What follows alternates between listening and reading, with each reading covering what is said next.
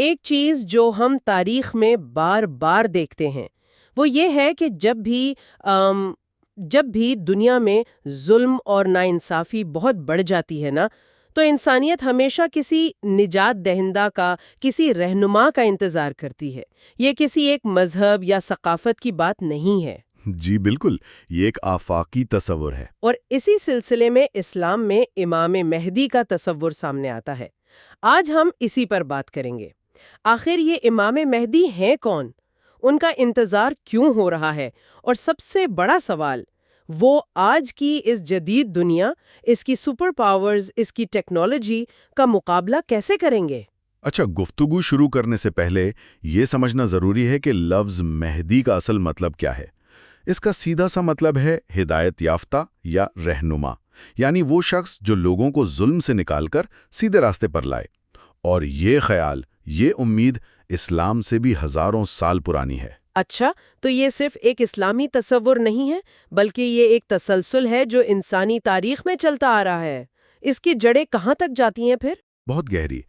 آپ حضرت نوح علیہ السلام کے زمانے کو دیکھیں۔ جب انسانیت گمراہی میں ڈوب گئی تھی تو کچھ نیک لوگوں نے ایک رہنما کے لیے دعا کی جو سب کچھ ٹھیک کر دے۔ صحیح۔ پھر حضرت ابراہیم علیہ السلام کو دیکھیں، جنہوں نے بت پرستی کے دور میں توحید کا علم بلند کیا۔ اور پھر حضرت موسیٰ علیہ السلام، جی، جنہیں فرعون کے ظلم سے بنی اسرائیل کو نجات دلانے کے لیے بھیجا گیا تھا۔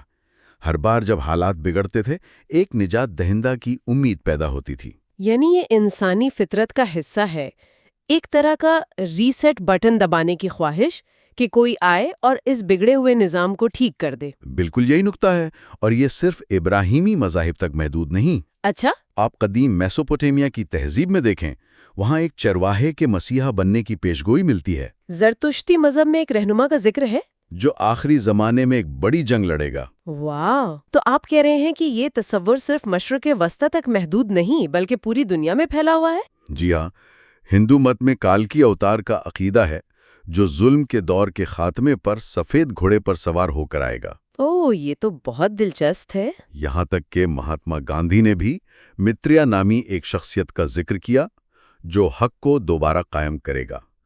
عیسائی حضرت عیسیٰ کے دوبارہ آنے کا انتظار کر رہے ہیں، اور یہودی بھی ایک مسیحا کے منتظر ہیں۔ تو یہ ایک عالمی انسانی کہانی ہے، کسی ایک مذہب کی نہیں۔ یہ تو واقعی اس پورے موضوع کو ایک نئے زاویے سے پیش کرتا ہے۔ تو اسلام میں امام مہدی کا تصور اسی عالمی اور تاریخی تسلسل کا ایک حصہ ہے، لیکن اسلام کے اندر بھی تو اس پر مختلف آراء پائی جاتی ہیں نا؟ میں خاص طور پر علامہ اقبال جیسے مفکرین کے بارے میں سوچ رہی تھی۔ آپ نے بہت اہم نقطہ اٹھایا ہے، یہ تصور اتنا سیدھا سادہ نہیں ہے۔ علامہ اقبال جیسے مفکرین نے اس پر شدید تنقید کی۔ ان کا ماننا تھا کہ یہ تصور مسلمانوں کو بے عمل بنا دیتا ہے۔ بے عمل کس طرح؟ وہ کہتے تھے کہ ظلم کے سامنے لڑنے اور حالات بدلنے کی کوشش کرنے کے بجائے مسلمان ہاتھ پر ہاتھ دھرے کسی غیبی مدد کا انتظار کرنے لگتے ہیں۔ ان کے نزدیک یہ ایک خطرناک سوچ تھی جو یہودیوں اور عیسائیوں سے مسلمانوں میں آئی۔ اور ابن خلدون، ان کا بھی کچھ اختلاف تھا، صحیح؟ جی، مشہور مورخ ابن خلدون نے بھی امام مہدی سے متعلق احادیث کی سند پر سوالات اٹھائے تھے۔ تو یہاں ایک بہت بڑا تضاد پیدا ہوتا ہے۔ ایک طرف تفصیلی پیشگوئیاں ہیں اور دوسری طرف اقبال جیسے مفکر کی وارننگ کہ یہی عقیدہ مسلمانوں کی پستی کا سبب بن سکتا ہے۔ آج کے دور میں ایک عام مسلمان اس تضاد کو کیسے سمجھے؟ یہی اس عقیدے کا سب سے بڑا چیلنج اور امتحان ہے۔ ان اختلافات کے باوجود یہ حقیقت ہے کہ سنی اور شیعہ دونوں مکاتب فکر میں امام مہدی کا عقیدہ بہت مضبوطی سے موجود ہے۔ مطلب احادیث میں اس کا ذکر ہے؟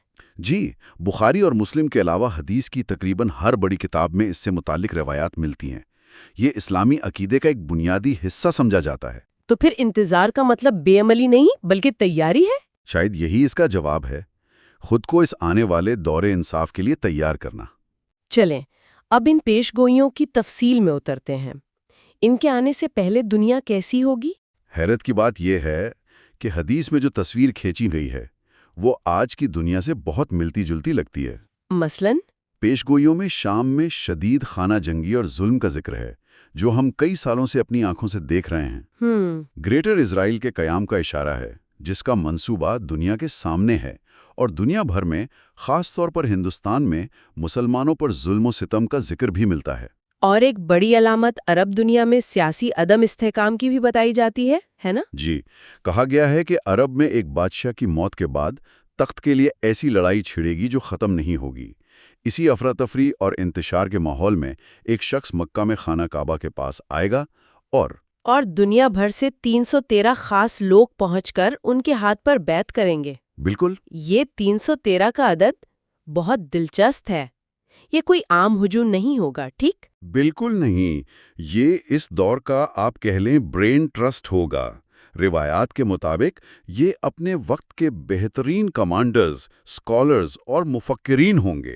کہا جاتا ہے کہ ان میں سے ہر ایک کے پاس 40 انسانوں کے برابر علم اور حکمت ہوگی۔ تو یہ ایک تحریک کی شروعات ہوگی، محض ایک ہجوم کی نہیں۔ جی، اور جب یہ تحریک شروع ہوگی تو ظاہر ہے دنیا خاموش تماشائی تو نہیں رہے گی، ایک مرکزی دشمن بھی تو ہوگا۔ جی ہاں، اور اس کہانی کا مرکزی ولن سفیانی نامی ایک شخص ہے۔ سفیانی؟ روایات کے مطابق وہ شام سے اٹھے گا، مغربی طاقتوں کا اتحادی ہوگا، اور اس کا خاص نشانہ اہل بیت سے محبت رکھنے والے ہوں گے۔ وہ عراق اور شام میں خوفناک قتل عام کرے گا۔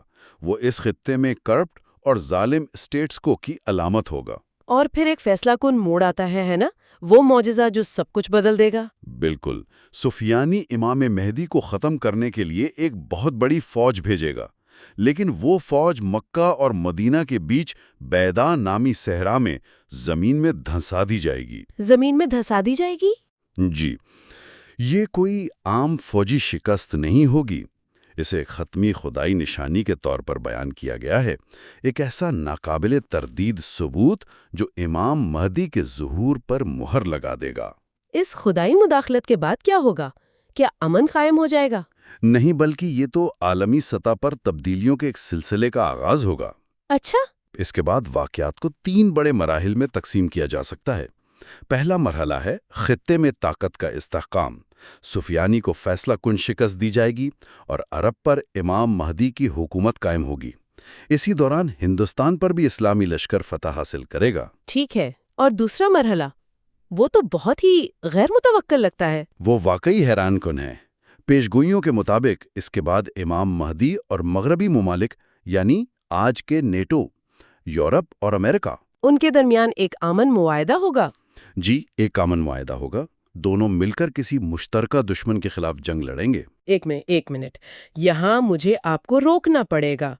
مطلب آج کے سیاسی حالات میں ایک متحدہ اسلامی فوج اور نیٹو کا اتحاد، یہ تو بالکل ناممکن لگتا ہے۔ لگتا تو ہے، لیکن پیشگوئیاں یہی کہتی ہیں۔ اور یہ مشترکہ دشمن کون ہوگا؟ روایات میں اس دشمن کی وضاحت نہیں کی گئی، لیکن یہ اتحاد عارضی ہوگا۔ عارضی؟ جی، جنگ جیتنے کے بعد ایک عیسائی صلیب بلند کر کے کہے گا کہ یہ فتح صلیب کی وجہ سے ہوئی ہے۔ اس پر ایک مسلمان غصے میں آ کر کہے گا کہ فتح اللہ کی وجہ سے ہوئی ہے اور صلیب توڑ دے گا۔ یہ چھوٹی سی چنگاری اس امن معاہدے کو ختم کر دے گی۔ اور پھر تیسرا اور آخری مرحلہ شروع ہوگا؟ جی، اور وہ ہے تاریخ کی سب سے بڑی جنگ، جسے حدیث میں الملحمات الکبریٰ کہا گیا ہے۔ عظیم جنگ۔ مغربی ممالک جدید ترین ٹیکنالوجی، AI ہتھیاروں، ڈرونز اور جیٹ سے لیس ایک بہت بڑی فوج کے ساتھ حملہ کریں گے۔ اس جنگ کے بارے میں نبی اکرم صلی اللہ علیہ وسلم نے فرمایا تھا کہ مسلمانوں کی فوج کے 3 حصے ہو جائیں گے۔ 3 حصے؟ 1/3 بھاگ جائے گا، جنہیں اللہ کبھی معاف نہیں کرے گا۔ 1/3 شہید ہو جائے گا، جو اس وقت کے بہترین شہید ہوں گے۔ اور 1/3؟ اور 1/3 یہ جنگ جیت جائے گا۔ یہ قربانی اور ثابت قدمی کا حتمی امتحان ہوگا۔ اس عظیم فتح کے بعد پیشگوئیوں کے مطابق اگلا قدم قسطنطنیہ یعنی آج کا استنبول ہوگا۔ جی، لیکن اس کی فتح بہت علامتی ہے۔ روایات کہتی ہیں کہ اسے فتح کرنے کے لیے تلوار نہیں اٹھانی پڑے گی۔ پھر کیسے؟ جب اسلامی فوج شہر کے باہر پہنچ کر بلند آواز میں اللہ اکبر کے نعرے لگائے گی تو ان نعروں کی ہیبت سے شہر کی دیواریں لرز جائیں گی اور شہر بغیر لڑے فتح ہو جائے گا۔ تو یہ ایک فوجی فتح سے زیادہ ایک روحانی فتح ہے۔ یہ خیال کہ دیواریں نعروں سے گر جائیں گی، یہ تو مادی طاقت پر ایمان کی فتح کی ایک زبردست علامت ہے۔ بالکل، یہ دکھانے کے لیے کہ اصل طاقت ہتھیاروں میں نہیں، ایمان میں ہے۔ لیکن کہانی یہاں ختم نہیں ہوتی ہے نا؟ نہیں ہوتی۔ جیسے ہی مسلمان قسطنطنیہ کی فتح کا جشن منا رہے ہوں گے، ایک افواہ پھیلے گی، شیطان پکارے گا کہ دجال آ چکا ہے۔ اوہ! یہ سن کر امام مہدی فوراً اپنی فوج کو لے کر واپس شام یا عراق کی طرف روانہ ہوں گے۔ اور جب وہ وہاں پہنچیں گے تو دیکھیں گے کہ وہ افواہ سچ تھی اور دجال واقعی ظاہر ہو چکا ہوگا۔ یہاں سے انسانی تاریخ کا ایک نیا اور سب سے خطرناک باب شروع ہوتا ہے، جس میں حضرت عیسیٰ علیہ السلام کا نزول ہوگا۔ جی، جو اس جنگ کا رخ بدل دیں گے۔ لیکن یہ ایک الگ اور بہت تفصیلی گفتگو ہے۔ آج کی اس پوری گفتگو کے بعد ایک سوال میرے ذہن میں گردش کر رہا ہے جو میں سننے والوں کے لیے چھوڑنا چاہتی ہوں۔ پروپیگنڈا، سوشل میڈیا اور معلومات کی بھرمار کے اس دور میں جہاں سچ اور جھوٹ میں فرق کرنا تقریباً ناممکن ہو چکا ہے، اگر کوئی ایسی شخصیت ظاہر ہوتی ہے تو معاشرے اور افراد ایک حقیقی نجات دہندہ، ایک سیاسی انقلابی اور دجال جیسی گمراہ کن شخصیت میں فرق کیسے کریں گے؟ یہ ایک سوچنے والی بات ہے۔